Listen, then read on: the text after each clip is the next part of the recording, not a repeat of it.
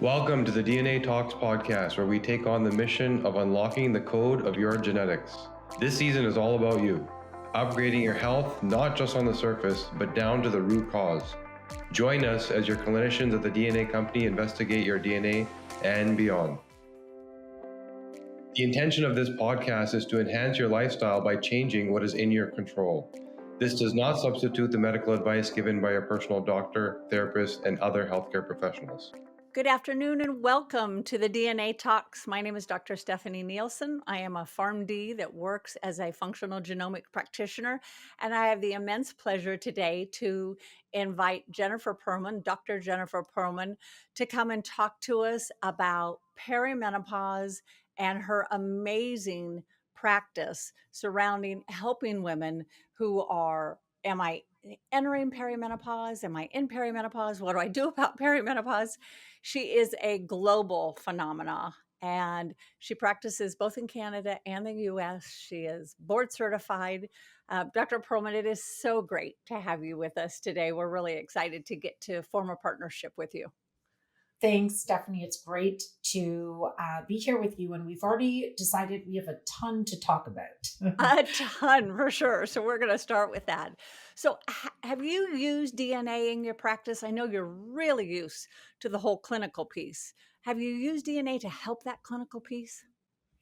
Yes. I've been in practice for almost 20 years. Mhm. And I can tell you two things that really mark my career, two interesting timelines. First is that I was minted a doctor the year the human genome was decoded, and decided that my life's work would be very different than the, clinical medicine I was taught in medical school, that everything was about to change, and such it has.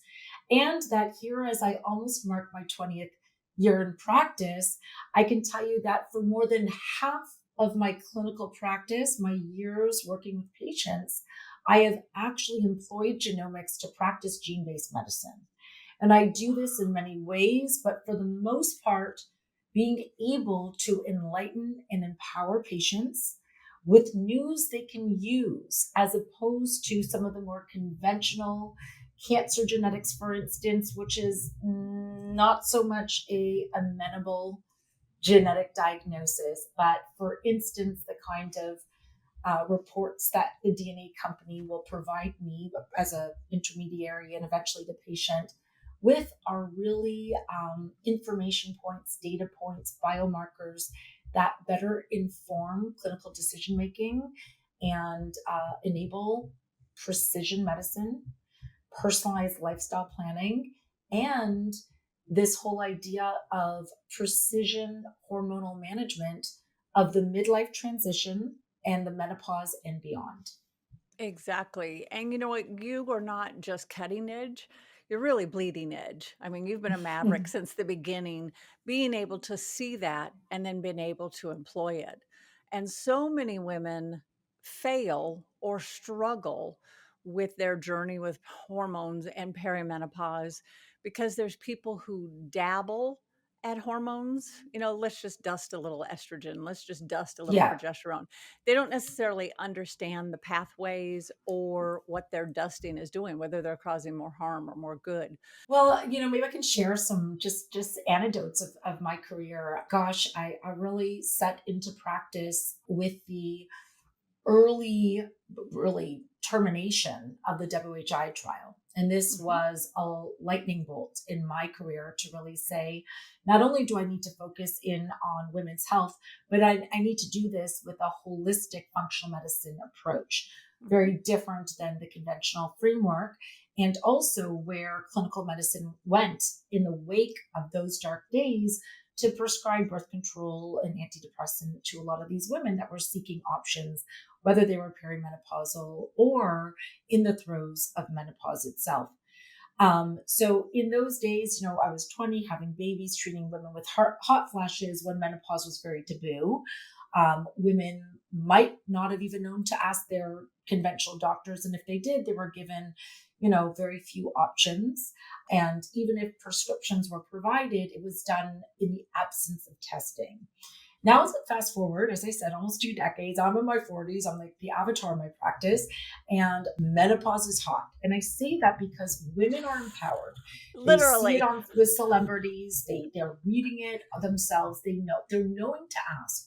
And so, while for about a decade, when I was running what is the largest menopause clinic in Canada, my joke, sadly, was that the 18-month wait list to get in to see us was the cure to the hot flash. By the time they came to us, many of their menopausal symptoms had, just diminished because of the passage of time for lack of any intervention.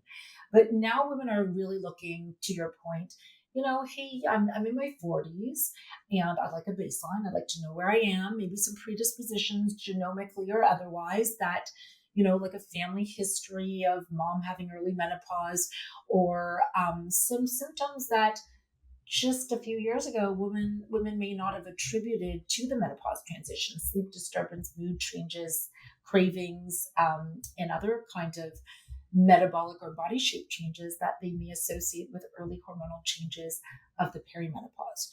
So very different. It is very different now. And I like to get women, I always say it's never too early, it's never too late. I like to get women in their kind of transition years. So, what I mean by that, and this is forget chronologic age, biologically, there is a transition from the late reproductive years. On average, that's going to be our early 40s into our early perimenopausal years. But women in our 40s, women more than men, we experience rapid aging. So in our 40s, we're aging 3 times faster than any other decade, twice as fast as men. And it is no surprise that we then, in this decade, experience a great divergence between our chronologic and our biologic age. So it takes some testing and an expert health assessment to say, you're 43, but you're actually already late in your late perimenopause. And I predict, which I can do when I start working with a woman based on her health history, some clinical testing, and repeat it over time, that we're following her over a period of time. I can say, it's very likely that in the next few months, you will reach that, what will likely be your final menses, your final period, which we then only retrospectively are going to call your menopause. And the ability to say, we've got this, we're going to manage this like a pro. We're going to have a proactive plan. So you will not have to assume what you would otherwise experience is rapid aging and an immense increase in disease risk of those chronic diseases of aging that women, for the sake of our higher kind of estrogen levels in our reproductive years, are protected from, like heart disease, like diabetes. All of a sudden, we're facing increased risk of those, as well as bone loss, dementia, and we can stay ahead of these disease risks. We can stay ahead of symptoms and problems and that rapid aging by getting started with a baseline and treating not just menopause, but perimenopause like a pro. You mentioned WHI. For the people who maybe don't know those acronyms, the Women's Health Initiative came out and said hormones bad and scared people with. Go ahead. Unfortunately, the study didn't say that, but the erroneous and fear mongers in the media, they misreported a study that was not designed. So this is really, really important. So thank you for clarifying. The Women's Health Initiative, which I was actively studying hormones at the time, and literally to this day on the internet is a picture of me talking to the principal investigator, Joanne Manson, who designed a trial that was not designed to look at our hormones for menopausal patients going to provide a favorable risk-reward ratio. Is this a good idea? This is not what the study was designed to do. And it was not because menopausal hormone therapy was a rite of passage at the time. It was just assumed that this is what women were doing. So instead, it was looking at older patients in late postmenopause. And the question was, would these hormones reduce the risk of heart disease? So they were specifically excluding women at the time of menopause, women with symptoms, On average, these women were old, they were postmenopausal, so 60 on average did not have vasomotor symptoms, which today is the indication for menopause hormone therapy. And they were using what was standard in America. And for your listeners, I'm Canadian, so that you'll hear a little bit of a Canadian twist on this.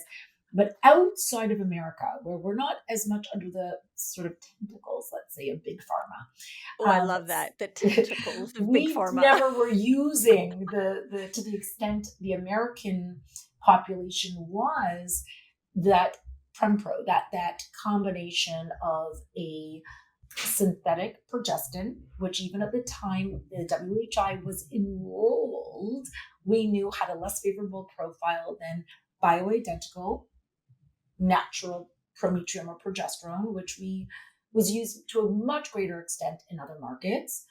And the fact that it was an oral estrogen, actually an estrogen that is derived, so it's naturally occurring, but it is derived from the urine of pregnant horses. So premarin, pregnant mare's urine. Now, after a lot of dissection of the data, we have come to learn a lot of things. So the study was not a negative study. The study actually showed there was quite a bit of health benefit, but in the outcome, it was designed to test, which is, and this is not what hit headlines. The headline was it causes breast cancer. That is actually probably not the most important takeaway. It was that for women in their late postmenopause, taking hormones of that nature in that way, at that, with that route, did not have a favorable risk reward ratio. And so it was an early termination. So that study never should have been the end of menopause hormone therapy. But unfortunately, there was a total misreporting and an extrapolation that did mean that in the wait over a decade, menopausal women who had all the indication did not have access to hormones. And unfortunately, it kind of led to the end of study of other modes of hormones like transdermal estrogens and natural progesterone, and really what has always been the building blocks of my menopausal practice. So, I think it's great. The pendulum's now from those dark days swinging really quite far the other way. Women are empowered. We have many choices. We recognize the flaws and limits of the study, the way it was designed, but also the problems with how it was reported. And, Stephanie, like the last 20 years, my women, they'd often come to me, and one of the first questions they'd say to me, they'd be like distraught with flashes, sweats, and all the hallmark symptoms of menopause, to the extent it was such a burden on, like, so intrusive in their life, their work, everything, their sleep. And their first question would be, will these hormones cause breast cancer? But now it's not the case, because women, they're starting to see the light of day. Of course, they have that concern still, but it's, am I a candidate for hormones? And this, in perimenopause, in their menopause transition, and even if they're not completely distraught with symptoms, they recognize that for the health benefits of preventing chronic disease and for the healthy aging benefits, beyond symptom management, there are other indications for hormones. And I love that we are becoming, as women, more and more empowered to take care of our own health, more and more Yes. empowered not to listen to the media just in the last 4 Yes. years, Yes. whatever media decides, whether they decide back when the Women Health Initiative came out that the soundbite they grabbed onto, and thank you for that clarification, that was brilliant, what that, estrogen and hormones equal cancer, but that also now you need to decide what's best for you. And informed consent is just that. That everything that you do, everything you ingest, whether Yes. it's a food, a supplement, a hormone, risk benefit ratio. But I think really now, like we've seen menarche, and I started my period at 16. I now have neighbors' kids that are starting at 9 and 10 and 11 because of our hormones and our foods and our estrogen blockers and stuff. What are you seeing with perimenopause? I mean, it used to be I started perimenopause about 48, maybe 46, but I'm talking to friends of mine who are in their 30s and they've started in perimenopause. What do you see in practice? How early are you seeing people go through this transition? And they think, am I going crazy? Are my teenagers driving me crazy? Is my husband driving me crazy? they don't Yeah. actually realize that a lot of this that's going on could be perimenopause. Thank you. I mean, you hit on so many things, like, just looking at the, age of menarche, and are there environmental influences that are shifting that? And are the same environmental influences, or are there others that are shifting the age of menopause? So let me just start with some definitions. So menopause, I mentioned, is a retrospective diagnosis. It's actually a useless diagnosis, to be honest. It's a year without a period in a woman over 50. And on average, menopause occurs at the age of 51, means the last period occurred at the age of 50. Now, when we look globally, that number is probably 49. That on average, women will cease menstruation at 49. Probably ovulation ended previous to that, because women may experience vaginal bleeding, some irregular vaginal bleeding that might mimic a period, but it may not have followed the release of an egg. By the way, women reach menopause and eggs are still in the tank. So it's not that the ovary is devoid of all of its eggs, but the follicles have become so old, basically so resistant to the stimulation from the brainstem, that they are unable qualitatively to ovulate, to release the egg, which in itself would trigger the hormonal cascade of a reproductive ovulatory cycle. So, what we're seeing in terms of this intersection, I said earlier, of our late reproductive years to early perimenopause, is a lot more of a, range. And I think part of that is women are testing, and they're knowing, but they're also delaying their baby making, their child, their family planning, such that women in later lives are seeking fertility options, and probably falsely, overly optimistically relying on advanced fertility interventions. So when we think about when that intersection is occurring, kind of the final years that we're actually reproductive and the beginning of early perimenopause, that's on average, as I mentioned earlier, going to be for women in their early 40s, but with a range, right? So we think, 43 on average. So let's pick up women from 38 to, on the late, maybe 47. That's like where fertility ends and perimenopause begins. And what's so amazing about that moment, okay? So this incredible moment that marks the end of our reproductive life, we women, and actually the beginning of our aging life, right? Because that's what it is. We human women, you and I, Stephanie, and all the other human women, we are one of only 2 species in the world that will outlive their menopause.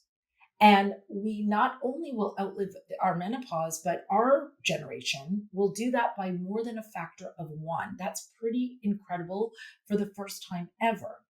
And that grandmotherhood was actually such a driving force to the evolutionary success of our species, that it actually, with metabolic adaptations and hormonal changes, has been one of the forces that has driven our species to thrive, women in our species to thrive beyond the end of our reproductive life. Because literally in every other species, you're no longer fertile, you're done. So that's pretty important to know, that there are these adaptations, and I want to speak to one of them, that occurs that allows us as women uniquely to outlive our menopause. And this is very relevant for women in their 40s, and knowing your genetics can be very helpful. One of those adaptations, I alluded to the fact that ovulation is ending maybe even before the bleeding is, right? Because there can be hormonal bleeding that is not because you ovulated.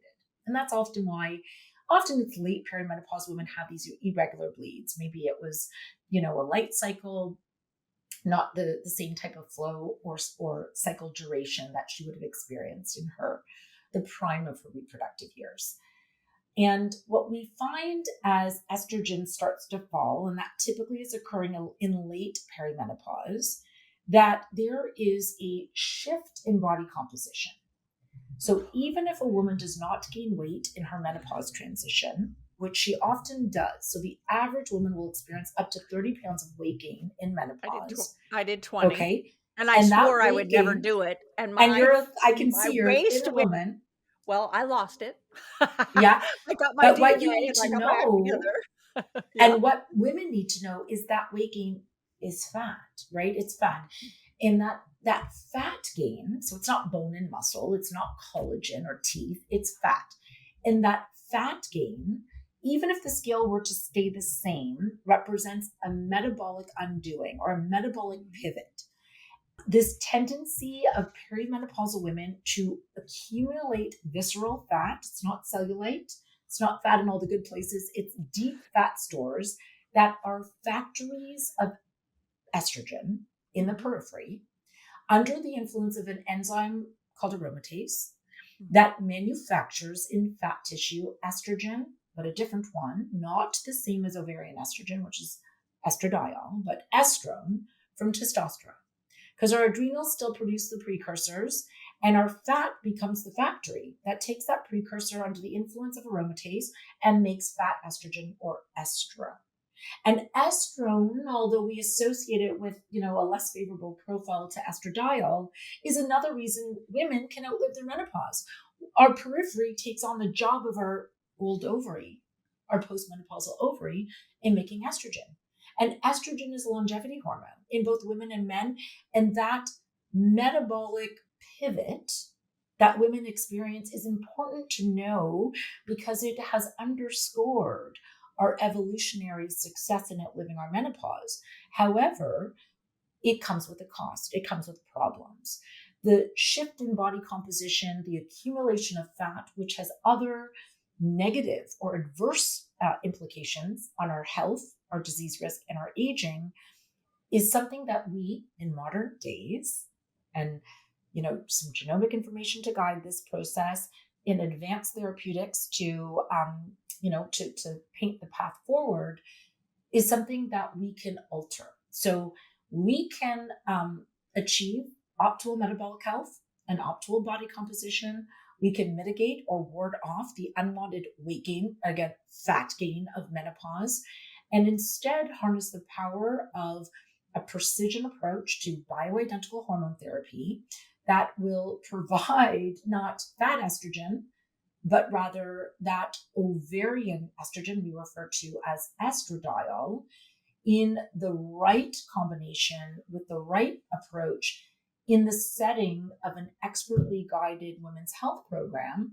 You mentioned this previously, under the care of an expert who has the scope, not just the years of experience and knowledge, and not just equipped with the genetics, but the scope to do a breast exam, a gynecologic exam, to order your mammograms and review them and provide ongoing surveillance that includes a conversation with the patient. Because if or when a patient's health status were to change, if God forbid she were to, develop heart disease or estrogen dependent cancer, her candidacy for hormonal therapy that at one time may have been appropriate for her may change. That's one thing.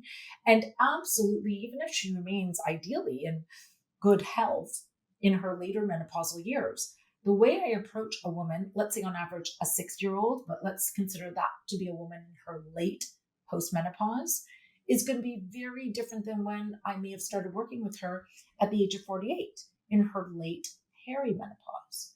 So her journey is something that will enable this evolution of hormonal care. I call it HOT, Hormonal Optimization Therapy, that will always be guided by biomarkers and other data points that we need to constantly, not constantly meaning every month or what have you, but over the journey of a decade, we need these updated tests and biomarkers. I have women who will tell me, I had a mammogram a decade ago. I'm like, well, you are not the woman you were 10 years ago. Exactly. And we work through, everyone has their own kind of mindset around testing. So we love to do genomic profiling, but not everyone has, let's say, the health awareness to understand how that could be, as I said earlier, news we can use. Women come to me with aversions or their own concerns around mammography. And that's also something where enlightenment is empowerment. Mhm. Do you find when you use the genetic testing that there are certain genes that are your hot genes? I love your hormonal optimization therapy. I mean, are you looking at SIP for the metabolites with estradiol and estrone? Are you looking at the methylation? Are you looking at comp? What is it? Do you have two or three that are your go-to genes that you find really help? Oof, I mean, it's like picking my favorite child. I only have two, plus a furry one, but that's a hard one. Especially because as I said, I really practice genomic-based medicine, and it's Hmm. all really relevant. And even with the DNA company's report, which is so comprehensive and robust, we know we're still tip of the iceberg in terms of what we can know in terms of the genomic underpinnings of our health, our menopause, and our aging. And then beyond that, we know that our genomic story is just the first chapter in a long book of life, right? We have the epigenomics, the phenomics, the microbiome, and on and on and on. So to your point, I would say, although the genetics that paint the picture of susceptibility and risks when it comes to nutritional status, inflammatory status, cardiometabolic risk, all of that is going to be very important. Genes that might predispose to osteoporosis. Like, I mean, these are all really important as we think about guiding menopausal care. I would say there are 4 types of genes that are very relevant, and you hit on them. But to describe them a little bit differently, I think for the audience, it's understanding that we want to look at the genetic apparatus or genetic underpinnings of your estrogen biosynthesis, your hormonal biosynthesis. I already referenced, we can look at the genes that might predispose to a hyperactive aromatase that might Hmm. suggest that you are a woman that postmenopausally is going to be making more estrogen, and or with excessive weight gain is going to be producing more, as I explained, weight equals fat, and producing more fat derived estrogen, and therefore maybe at higher risk of postmenopausal breast cancer. So estrogen biosynthetic pathways, the genetic traits are very important. And then we look at the metabolic pathways. We'll look at, the phase 1 and phase 2 detox genes. We'll look at some of the ancillary pathways. And then, of course, we'll look at methylation. And, you kind of touched on what those are. So the glutathionization genes, the methylation genes. I mean, to say what the most important one is going to be, well, what's most important for that patient and Good. where they may have their greatest genetic susceptibilities. But the good news is that from biosynthesis to methylation and detox, I mean, these are steps on a cascade that we can intervene. They are amenable to lifestyle based interventions, nutraceutical based interventions. They can help shape how we prescribe hormonal therapy. Not in any of those would I ever say is going to be the red flag, oh, you are not a candidate for hormones, because that really relates to the phenotype, right? Your genotype is not your reality, your DNA is not your destiny. It is rather a set of susceptibilities and predispositions and gifts and advantages that inform us to better understand not only your reality now, which I can test and know, your phenotype, but predict your phenotypic future. So to triangulate what's your phenotype, and this would much more shape decision making on hormone therapy, it's going to be a combination of your health history, like your cycle history. It's going to be a clinical exam. It's going to be some blood work. It's going to be some diagnostic imaging.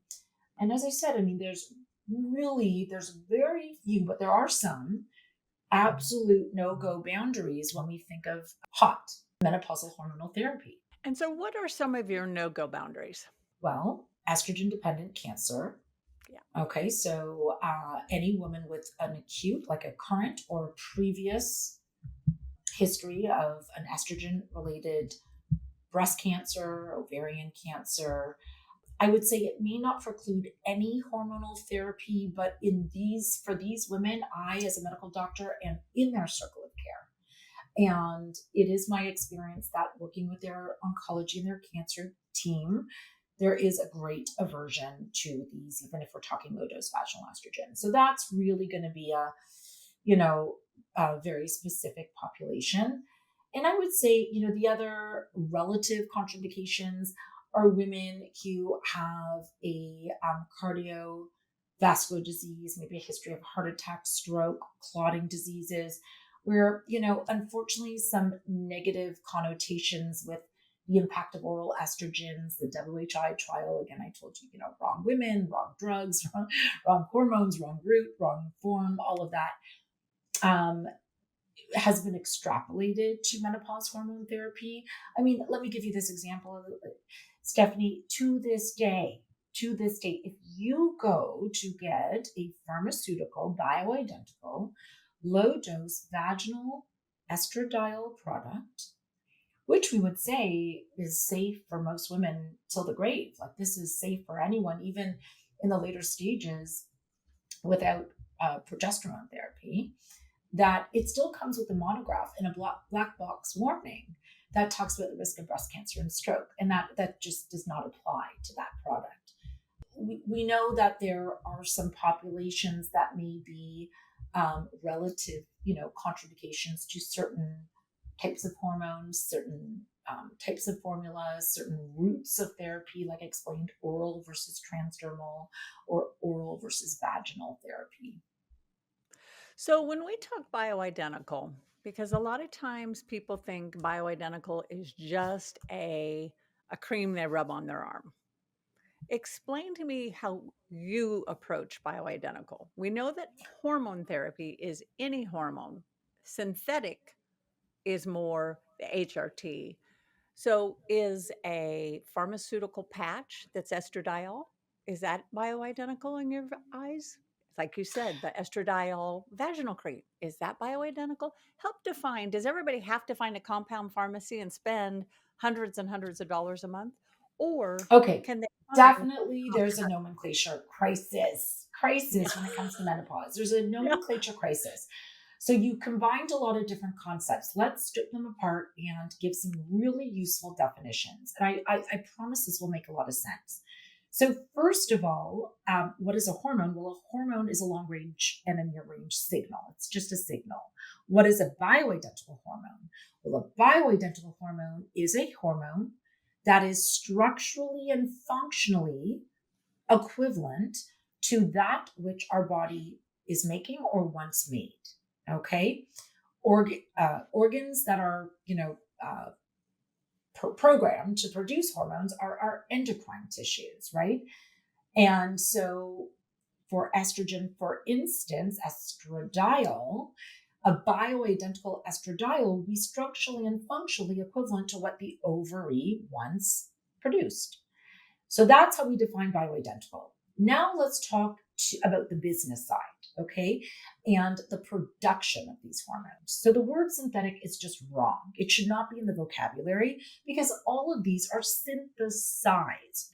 The word natural is wrong. Some of our most toxic cancer drugs are from a natural source, and Premarin itself is naturally derived. I told you it's from pregnant mare's urine, but a pregnant horse and her metabolic estrogen waste in her urine is not bioidentical to a human woman who needs menopausal hormone therapy. So let's leave synthetic and natural aside. They don't belong in the conversation. I love Now that. let's That's focus awesome. on the discussion around what is pharmaceutical and what is compounded and when do we want one over the other. So pharmaceutical refers to a government approved, mass produced drug or hormone. Okay.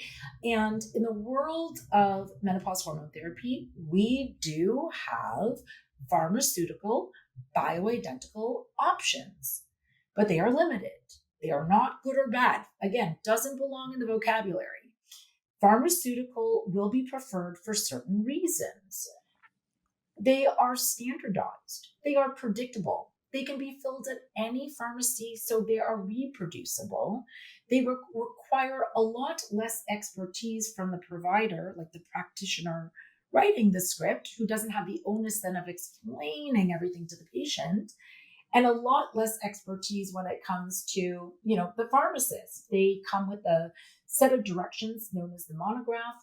And for all of these reasons, if the right option exists, which it often does not, a pharmaceutical bioidentical estrogen is an amazing choice. And I'll give you an example. You referenced it. In Canada, we refer to it as the estradiol patch, or Vival. And again, the brands don't matter, but there are estradiol patches. Well, that transdermal patch technology is brilliant. That matrix patch provides a steady state of estrogen that can be a great option for women. Okay. And again, we want a transdermal estrogen option because, I should say we prefer a transdermal option because, as I explained, there are some innate risks with the oral route when it comes to estrogen. But for instance, when it comes to testosterone, although there is a lot of data supporting testosterone therapy for women during the menopause transition and beyond, whether it's to address sexual dysfunction, hypoarousal sexual dysfunction disorders, or other aspects like preserving and maintaining lean body mass, a woman's bone and muscle, which is dramatically at risk with the loss of both estrogen and testosterone during the menopause transition and beyond. So testosterone therapy, for instance, though evidence-based, does not exist as a pharmaceutical bioidentical option for women. The pharmaceutical bioidentical testosterones are all male products, and they do not fit the needs of women.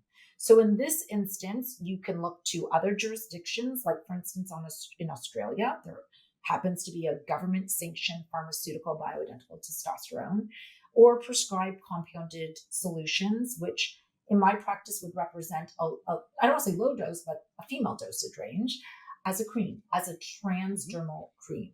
Okay, so that's an example where to achieve a bioidentical, appropriate physiologic solution, we have to go to a compounding pharmacy. And again, one is not better than the other. They both were exactly the same. Of course, we're going to prefer something standardized. But the reason compounding pharmacies exist, and by the way, they existed as the only option before there was a pharmaceutical industry, the reason they exist is to provide customized solutions, to provide individualized treatment options where the mass-produced option did not or does not exist. So in my practice, there'll be many instances where to achieve what I want for the patient, the right dose, the right combination, the right route, the right hormone, I will work with a compounding pharmacy. So I hope with that story, that explanation, and that debunking of the I would say, guided ideas around nomenclature, we understand bioidentical is something that is not owned or belongs only within a pharmaceutical or a compounded solution. It can be both. That there is a place and a time for both. I often actually use them in, combination. And there are times where there is only one option. And in that instance, we have the ability to provide highly customized care that I think is both in the patient's best interest for efficacy, like for great outcomes from a health perspective, but also the safest outcomes. Well, this has been so fun, and I would love for us to continue, but I think two things need to happen. You and I both need to get back to see patients, and two, we need to have you back again and again. I know many of our clients are going to want to get more information. Can you tell us Yeah. how we find you? And then I would love to schedule another time where we can dive even more into what people can do at home, how they can Yeah. empower, how they can look at their tests. I feel like I've got a new girlfriend. I may come to Canada, Oh. or I may need you to come down to the US so we can hang out. But I have thoroughly enjoyed today. I think Oh. it is so awesome to have someone who's so passionate about what she does, so educated about what she does, and so accurate about what she does. And you truly are a genomic maverick, which is so fun for all of us. Thank you for being here. Tell us how our people can find you. So first, let me thank you, Stephanie. This was great. I mean, we barely scratched the surface of I know what we want to chat about, so it'll be a pleasure to join you. We'll set dates and we'll do that for sure. Great. So I am based in Toronto, Canada. We run a virtual care platform where we work, obviously, to some extent virtually, but also with your local practitioners. That model has been enabling beyond and has allowed for really a global reach in my practice. I'm fully licensed in 2 states, so Florida and New York, and that's very enabling. That gives my patients a lot of options because with that we can really service in many extended ways a lot of their needs, including things like prescribing and such. But there's no way to scale this. Like at the end of the day, it is patient by patient, as you know. It's relationship based, it's precision intimate medicine. And honestly, that's why I love what I do. So if this is to a woman who's interested in, like joining the journey with me and getting started, our website is pearlrejuvenation.com. You can just, put your information there. There's many pages with sort of details on our programs. Under the health page of our website, there's details on our different sort of treatment plans and programs. And you may like this, Stephanie, there is a little questionnaire that you can do that gives you your ageless score. So that's a Dr. Pearlman invention. Don't look it up. It's literally something I invented. But I always thought to age well requires that we first know how well you're aging. And this is just a kind of like a fun, easy way to do that before I even get to meet you. Ooh, I'm going to do it tonight. Thank you again for joining us, Dr. Jennifer Pearlman at pearlrejuvenation.com. This was such a pleasure. You have a blessed day. Thank you for sharing your wisdom, sharing your passion. We appreciate you. Take care. Thank you. This is great. Bye bye.